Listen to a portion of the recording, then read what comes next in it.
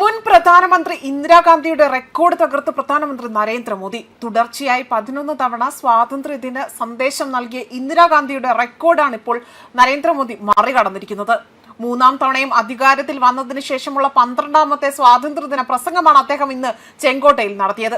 ഇന്ത്യയിൽ ഏറ്റവും കൂടുതൽ കാലം പ്രധാനമന്ത്രി പദത്തിലിരുന്ന ജവഹർലാൽ നെഹ്റു, അതായത് 1947 മുതൽ 1963 വരെ തുടർച്ചയായി 17 തവണ ചെങ്കോട്ടയിൽ നിന്ന് രാജ്യത്തെ അഭിസംബോധന ചെയ്തുകൊണ്ട് സംസാരിച്ചിട്ടുണ്ട്. അതേസമയം ഇത് മോദി മറികടക്കുമോ എന്നാണ് ഇപ്പോൾ രാഷ്ട്രീയ നിരീക്ഷകരടക്കം ചോദിക്കുന്നത്. ഇതോടുകൂടി വീണ്ടും ലോകത്തിന് മുന്നിൽ തന്നെ നമ്പർ 1 നേതാവായി, സൂപ്പർ നേതാവായി മാറുകയാണ് പ്രധാനമന്ത്രി നരേന്ദ്രമോദി. 79ാം സ്വാതന്ത്ര്യ ദിനത്തോടനുബന്ധിച്ചുകൊണ്ട് ചെങ്കോട്ടയിൽ രാജ്യത്തെ അഭിസംബോധന ചെയ്യാൻ എത്തിയ പ്രധാനമന്ത്രി നരേന്ദ്രമോദി ഇപ്രാവശ്യം കാവി നിറത്തിലുള്ള വസ്ത്രമാണ് ധരിച്ചത്.